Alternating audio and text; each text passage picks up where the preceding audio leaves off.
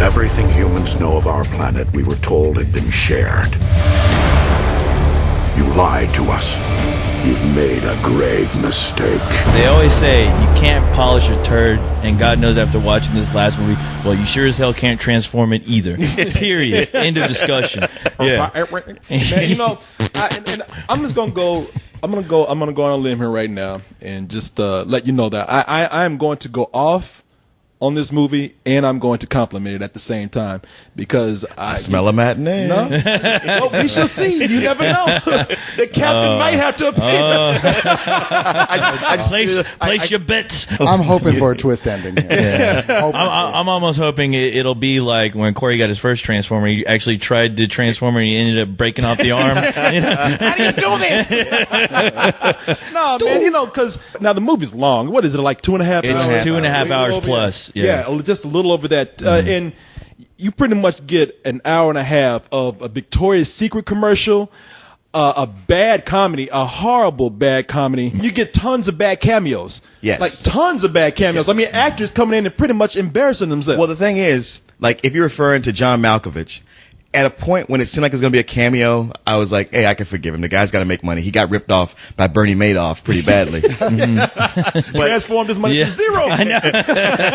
But his role extended to more than a cameo.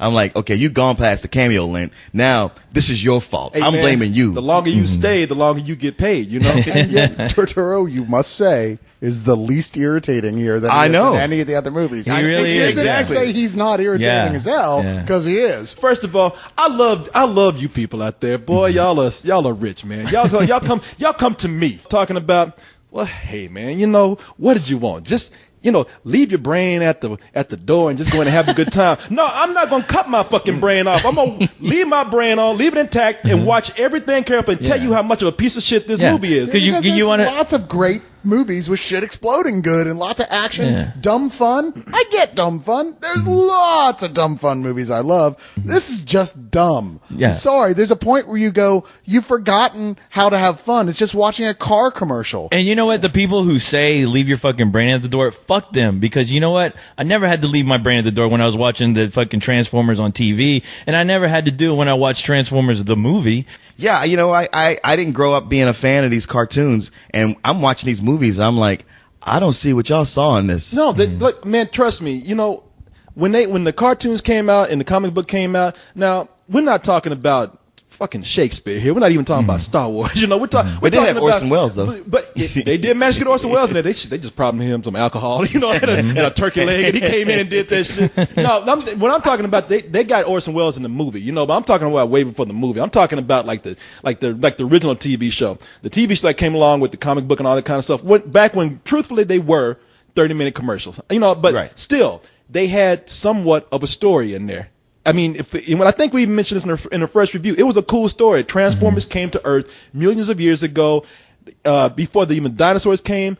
They finally woke up when people around, a satellite went out, looked at all the objects that were moving around, thought the cars were the main inhabitants of this planet, and decided to have the aliens mix in with the planet by disguising themselves into vehicles and cars and other machinery. They were like a group of refugees from another planet. They came to Earth, tried to save it from the Decepticons, and it was plain and simple. So when you come and tell me that this is a Transformers movie. This is Transformers movies I want to see. No, fuck you. I'm original Transformer. I'm OT up here. You can't tell me this is a Transformer. No, this ain't the real shit. No, it's not.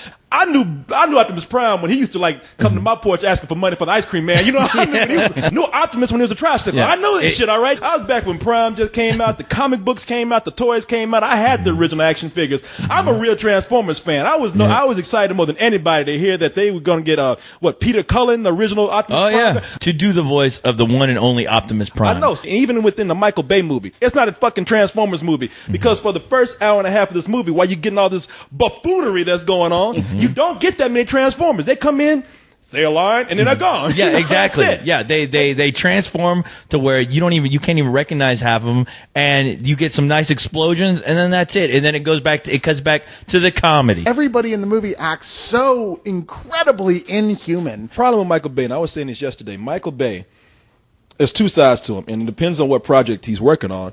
Because it's easy to hate this guy for just making fluff like this. But I've seen Michael Bay work within his own realm. Absolutely. Yeah, and I really do enjoy some Michael Bay movies. When Michael Bay can just be Michael Bay and blow up shit and do ridiculous stuff like in Bad Boys 2. I love that movie, man. That's a good Michael Bay film. Yeah. And it's fun. But when he takes a property like this that already kind of had some background, some stories, whether you like it or not, there was something there that made Transformers work, and he stripped everything from it, mainly because he doesn't know how to work with actors. His weakness is working with actors. I think he's incredible when it comes to action. When it comes to actors, he strips them down to their most annoying parts. Ken Jeong is a guy that's starting to annoy me. But then when I see him in other movies, I say, I like this guy. In this movie, he stripped him down to the one thing that, to pretty much a one-act note that he does, which is, screech, be loud, and kind of quiver his eye a little bit. Yeah. And I hate that about the guy. I think he's doing that too many times in too many movies. Well, you see a tiny Asian guy acting ghetto and like he's a badass, and it's funny. At first. But then this movie, he reduces him down to like, hey, do that thing that everybody loves you for. And you know what? We're just going to let you go with it. Shia LaBeouf is the same way in this movie. Yeah. Shia LaBeouf, I think he's a good actor. I've seen him in things that I'm like, wow, I really like this kid. But in this movie, all he does is whine and scream. Yes. And he screams. Yes. As much as we made fun of him for going, no. That's the least of what he does. No, there's two modes of acting in this movie. It's screaming and it's talking really fast. No, his biggest line in this movie is, And I was like, man, he has a scene in a car where Michael Bay thinks it's so funny to have Shia LaBeouf scream that he just says, beat the steering wheel and just scream for no reason. Yeah. That's annoying. I mean, honestly, he could have been replaced with Chris Tucker. I mean, doing the same shit. Screaming at the top of his lungs, it would have had the same effect. What they boiled it down to, after the ridiculousness of the intro, which is they found the reason why we went into space is because we had a UFO land on the moon. And that was the reason why we had the rush for the space race. We send our astronauts up there. They discover that there's been this alien ship piloted by these mechanical beings, all of them dead. They bring one back to Earth. Years later, after the Autobots and Decepticons have had their battle on Earth, Optimus Prime tells them, like, hey, you know what? Don't you think you should have told us about this? He's like, but hey, you know what? Y'all are fucked now. Whatever happens, happens. But it turns out that what they found is another Prime.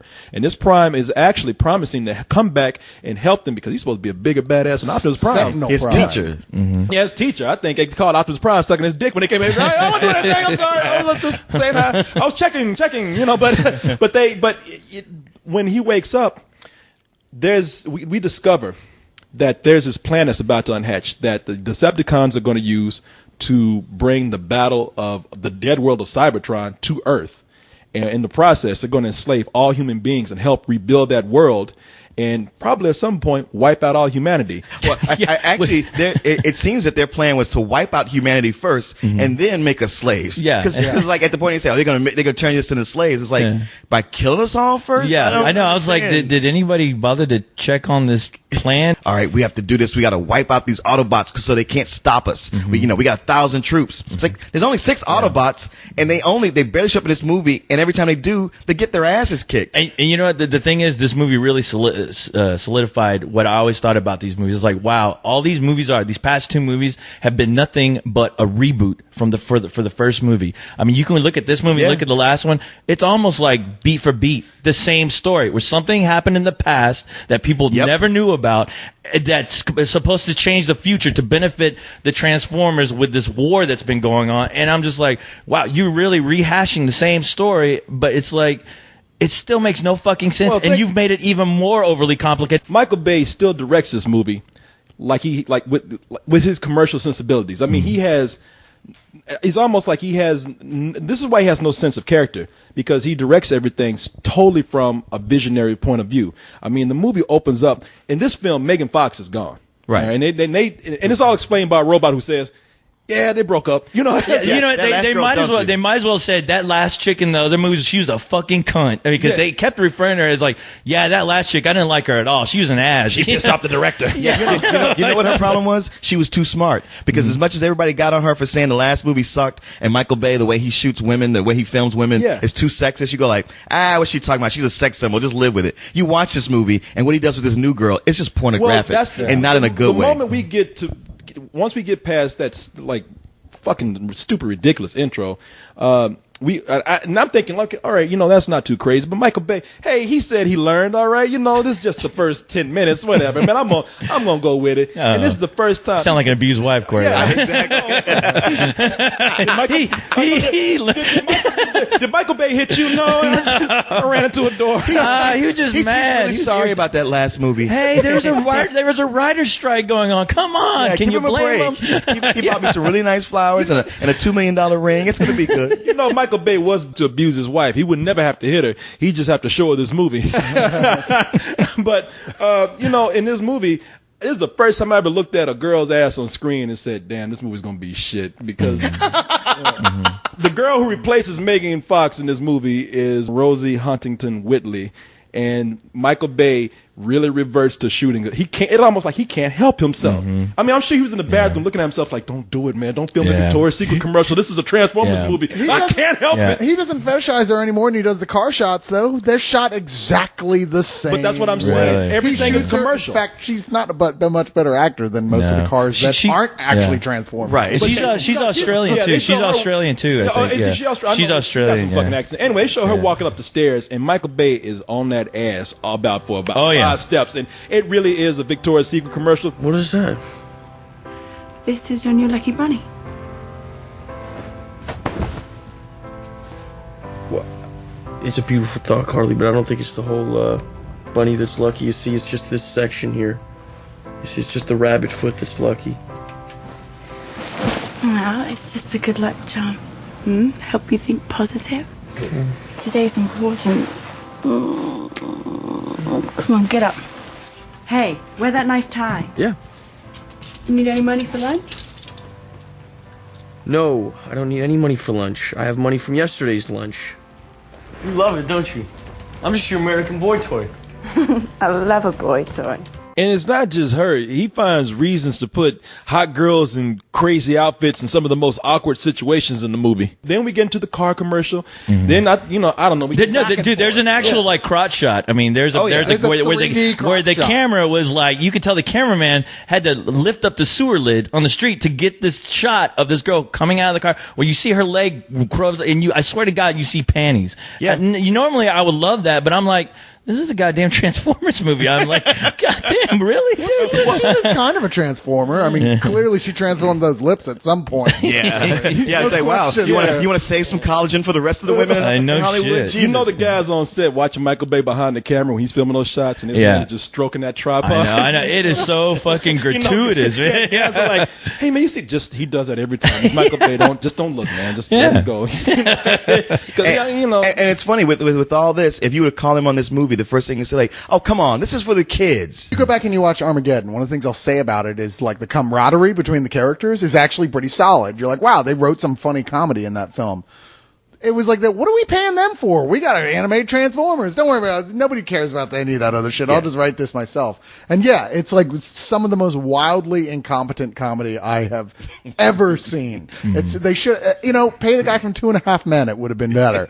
Seriously. Pay Charlie Sheen. It would have been better. Charlie Sheen. It would have been better than what they ended up with. I could not figure out what anyone saw that was funny in this. Well, it's sacrifices. The biggest problem with this is that those are the Transformers, which again are not developed because we spend like the first half of the movie doing all this bad comedy stuff. And he really does. I mean, the people that we get in this movie are people like Patrick Dempsey, Francis McDormand, John Malkovich we mentioned, Alan Tudyk, who who's the only guy who actually shows that he's trying a little bit. Right. Because there's a couple points you're like, wow, he's actually slightly trying to build a character here. And all Michael Bay can think is, look at the funny gay guy. Oh, yeah. And everything is broad with him. His idea of gay is having a guy wear a suit with flowers on it. But then we have like Ken Jeong we mentioned. Even Buzz Aldrin is in here, and all these actors. Oh man, putting those astronauts in here, that was just. But all these actors that we've seen before, these made them. All of these people, at some point in this movie, he's made them all annoying characters. I mean, even like we said, Buzz Aldrin, just for being there, I'm upset. And speaking of that fool Buzz Aldrin, I mean, crazy did that motherfucker look when they brought him into the set when he was looking up in the sky?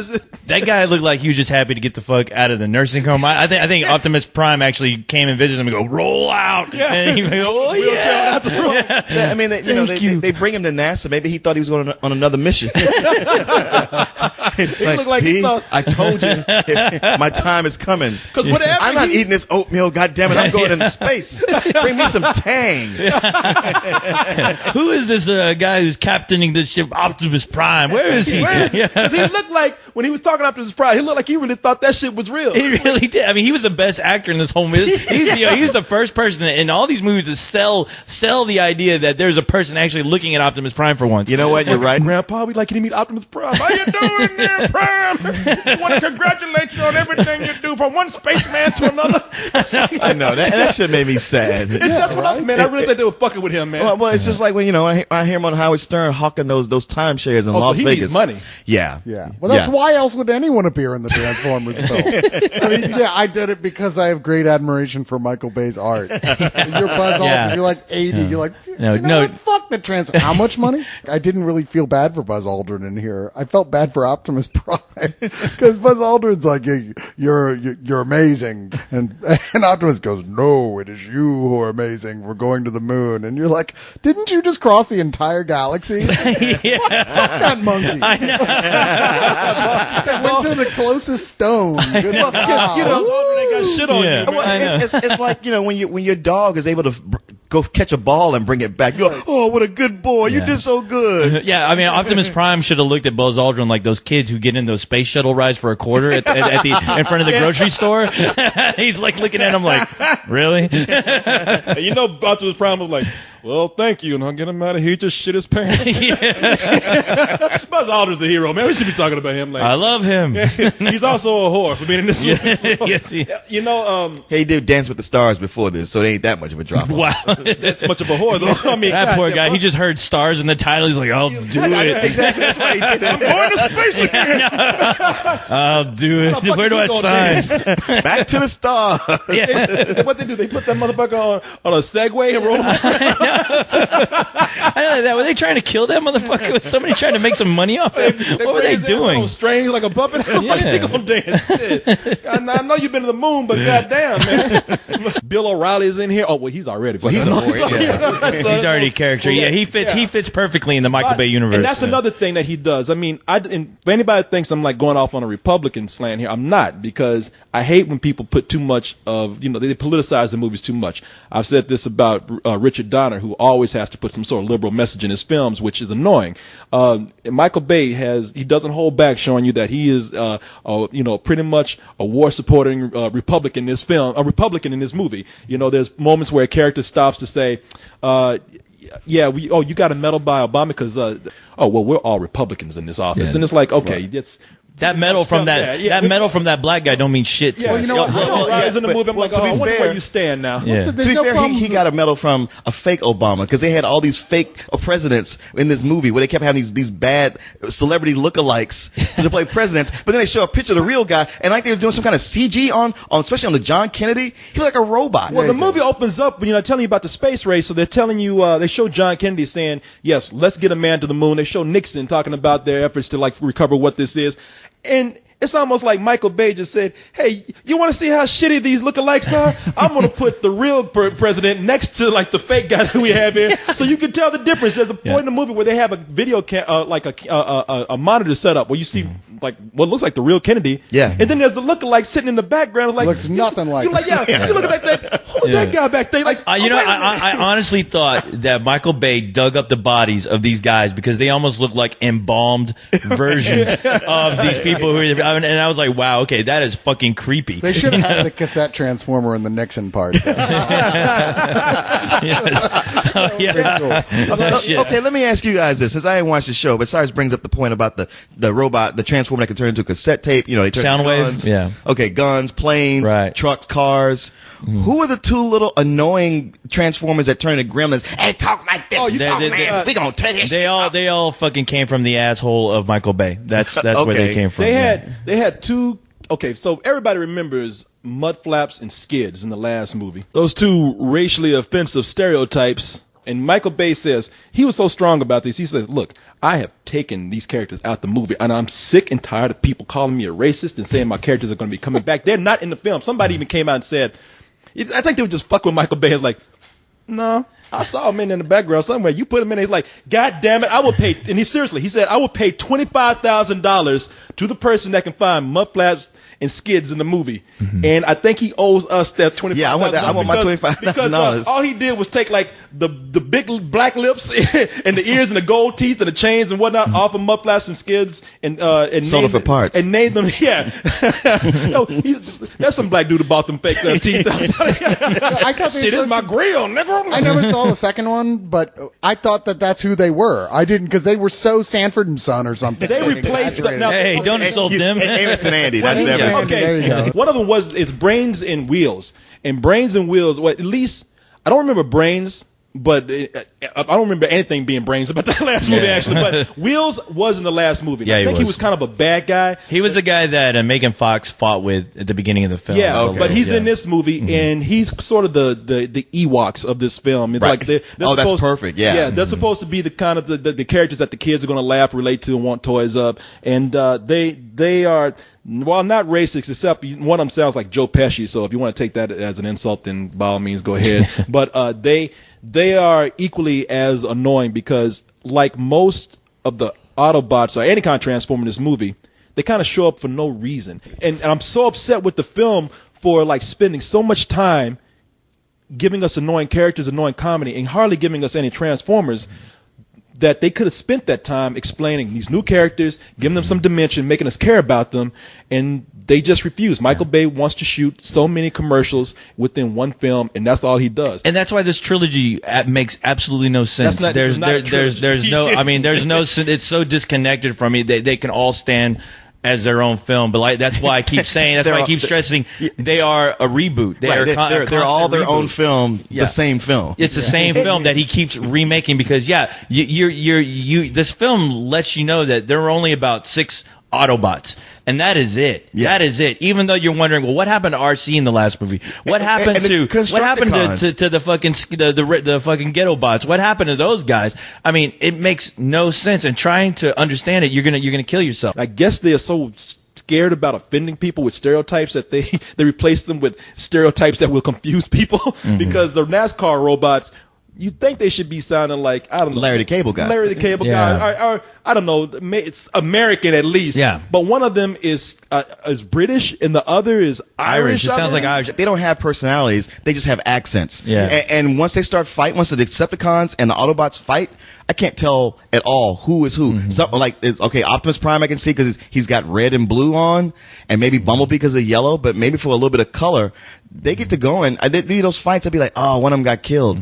I wonder which side he was on. Now, to put a halt to that for now, I want to talk about something this film did do that I liked, which is that you've got to admit that if anybody knows how to make CG look fucking good at this point, it is Michael Bay. Yeah. The effects that he has going on there, the way it interacts with the world around it is so convincing. It really is kind of mind-blowing until it goes on for too long and you still don't know what's happening. You brought me to the point where I'm going to probably dissent. Now, I'm Two-Face here, all right? I've already got my... Go ahead, Harvey Dent. Flip the coin. No, I've already got my evil side that's like gone off on the bad part of this movie. And the movie comes to like about 35 or 45 minutes before it ends. It becomes visually like this, to me, this really incredible action film where you're right, like the CG, the sets, and the characters interacting with them. I enjoyed that part. I mean, I really. To be honest, it's what Battle LA should have been. It's what, it is. And I like them. It's like Battle LA with the bigger budget, and Michael Bay would have been so suited for something like Battle LA. I'm not gonna lie. I could go and watch the last part of this movie again and have fun with it because there's a scene where the characters it's Tyrese, Shia LaBeouf is the new chick that Michael Bay jacks off over, and a whole bunch of Josh Duhamel. All these characters are trapped.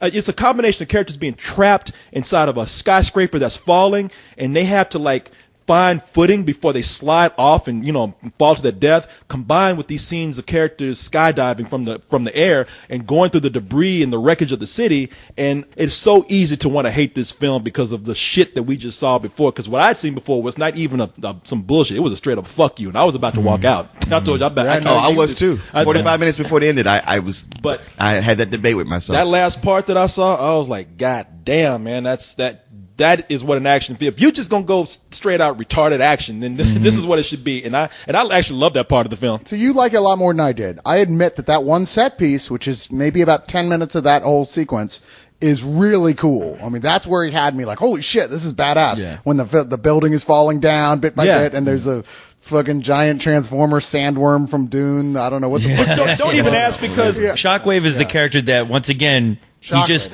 pops up for no reason, along with this huge Transformer Dune worm, where you're like, where in the fuck were these guys hanging out in the last film? Really? They don't give you any reason. Yeah, and it's just bizarre. You're like, why do you have a giant sandworm? I'm fucking freaked out by that. Yeah. How is it? It's not even like it. What did he model that on? Is there a lot of sequences that just for 20 seconds you'll go, wow, that looks really cool? Yeah. Sure. But he never finds a sense of continuity for any of them. You're going to get a lot of robot carnage. You're going to get... It's even better than the first one, really, because at least in this one, he knows how to, film the robots fighting, so you can kind of tell which robot is which. Which isn't saying much. I had no idea. It just looked like firing aluminum cans against a wall. But at the same time, you get these robots acting in weird ways. I mean, Leonard Nimoy is Sentinel Prime, and he spins the last. Now that cool action part I'm talking about, it does get weird where he's just walking around a building by himself, just talking to himself. His exposition and just long speeches. He commits the ultimate sin of a veteran actor is to repeat their great line from one of their great movies. He repeats a line from The Wrath of Khan. I'm like, you know what? And what was that line? It was like the needs of the many outweigh the needs of the few. And it makes no sense. It doesn't even. It has no context. And he's just talking to himself. Just walking around. I actually love that they made fucking Megatron a homeless person in this movie, where when all shit's breaking loose, he's just like, I'm just gonna hang out here by this wall and get drunk. I guess he's just hiding in Africa until the shit blows over. He can until somebody writes him a script that he can go back and fucking use. Hugo Weaving returns as Megatron, and he's hanging out in Africa wearing a fucking do-rag on his head. The rest of the time he's apparently preparing for the next Mel Gibson Road Warrior film. One of those trucks. Elephants even sitting up there looking at his ass like, man, fuck this. That motherfucker, he was like, there was a moment when they kept showing those elephants that you were like, don't do it, Michael Bay. Don't do. We know you've seen Beast Wars, but don't do it. Oh, right. I was sitting there going, God damn it, I will walk out of this theater right now. I totally expect them to do it. I thought you were going to say, don't put any panties on these elephants and film a Victoria's Secret commercial. I thought you were going to say, Megatron, please don't fuck that elephant. That's the last thing we need to see. That would have been entertaining. But they got these Transformers that they introduced where they got all these little smaller Transformers that are just really bad characters. Never seen. I mean, even as shallow as that cartoon was, he never stooped as low as the original, as to make some of these really dumb Transformers. Like when Megatron's hanging out in Africa, there's these little Decepticons that are like, yes, master. Oh my God, right? Yeah. I'm coming. Troll looking, troll looking Decepticons. Ones that were always crawling on him and in his head wound, and he's picking them off all the time. They were fix-it robots, I think. Yeah, but he would pick them off and throw them away. Because he's a dick, apparently. That's all I can figure from that. Because if they fix his head, he will not have an excuse to wear that cool hood anymore. And I really thought about this after the movie, is that this was a really interesting look into the mind of Michael Bay. We talk about the Autobots being heroes, protecting people, but you see battles in the middle of the traffic where Autobots and Decepticons are plowing through cars, plowing through them, no regard for human life. Again, coming from a visual director, anything for a car chase. It's forget that the characters want to protect human beings. They just go in and recklessly kill people in their cars. You see cars blowing up on the freeway. No, you do. And it's like Michael Bay just thinking, well, fuck it. There's really, in my world, there's really no people in those cars. But like I said, just gonna blow them up. Look, like I said, if you're the kind of person that likes these films and you've been defending them all this long, not only are you going to say that we're crazy for criticizing it, not only going to say that this is as good as the last one, but you're going to say it's better than the last one. That movie's for you. This is a total piece of shit of a film, except for the last part. I feel bad almost giving it a rental because it's the lowest of the rental, but I do love that last part. As an action movie, I do love that last part. Love it. Go see another film or just walk in sneak into the theater or sneak into the movie and watch the last part. You won't need to know the plot. That's No, for sure. you won't. It really is. It's an insult. Well, the thing is, once it gets to that point, it's like if you hadn't seen the rest of it, you go like, wow, I'm about to watch a really cool science fiction movie, kind of horror-ish with, invasion. Oh, wait, I just saw Battle of Los Angeles, so I already saw this movie. Oh, wait, I already saw District 9, so I already saw this movie. As cool as it is, it's still derivative of better movies than what it is. And as far as that cool segment with the leaning building, yeah, it's cool. Or it would have been if I gave a shit about anybody in there, or if when people died, I actually knew who they were. I'd be like, did that guy just die? I guess it doesn't matter. They didn't tell me who he was. Yeah. Everything that comes before that is complete dog shit. This is just a straight up, some bullshit. Some of the impressive effect sequences at the end that I don't want to give Bay any credit for. I want to give for probably the technical team that put those together. I want to give them credit for like being as precise as they are and making some of those shots look interesting, but there's no context for them at all. Right. I mean, neither in the plot and the way they fit together or in giving a shit about the characters. Scott Weinberg from Twitch said, this film is the world's biggest drum set falling down an infinite set of stairs. And it's like, wow, I can't imagine saying it any better than that. I can't imagine the second movie was worse than this. You know what? To me, it's not. Oh no, they're neck and neck with each other. Well, this is some old bullshit to me. This really, truly is the end of a trilogy, which it's probably not. It's the biggest fucking embarrassment that Transformers could ever have on their hands. I don't care how many people actually liked it. The people were saying, they check your brain in at the door. Those assholes checked their brain as soon as they were given birth to. And the thing is, there's no excuse for that. I mean, I always look at these films as like, wow, you have so much potential. You had Peter Cullen. I'm almost on the brink of a fuck. You know what? I'm gonna give it a fuck you. I have to. I really have to give it a fuck you. I mean, I honestly have to, because I mean, as amazing as that set piece was at the end, it really didn't matter. I mean, it looked great in 3D, and I was like, wow, this is cool, but that's not Optimus Prime on the screen.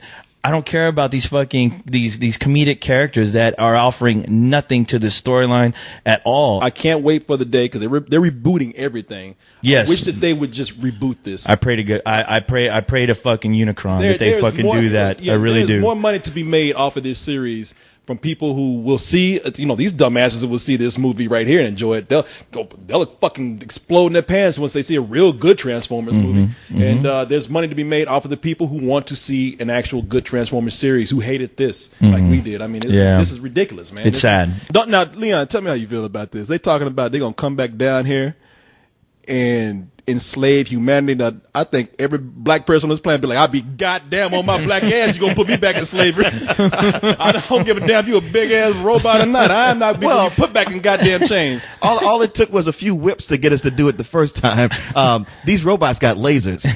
Plus now you've got Tyrese Gibson though, so come on. That boy is intense. Okay, I will say, like, the one moment I enjoyed in the film is like he gets Shia LaBeouf. He's like, come on, man, I'm coming out of retirement. We're gonna go to Chicago. We're gonna get your girl back. And they get to Chicago and see robots tearing up shit, and Tyrese goes, fuck that. Yeah, I know. This is stupid. We'll try to talk shit beforehand. Fuck Megatron talking about putting somebody back in slavery. I wish he would try to put me back in slavery. Fuck Megatron. Megatron can eat a dick. Fuck Megatron. And then he'll cock one of them laser weapons, and I'll turn around and spit shine some Megatron shoes like a motherfucker. What shit you want me on, master? I'll rebuild anything you want me on, master. You may lose your faith in us, but never in yourselves. From here, the fight will be your own.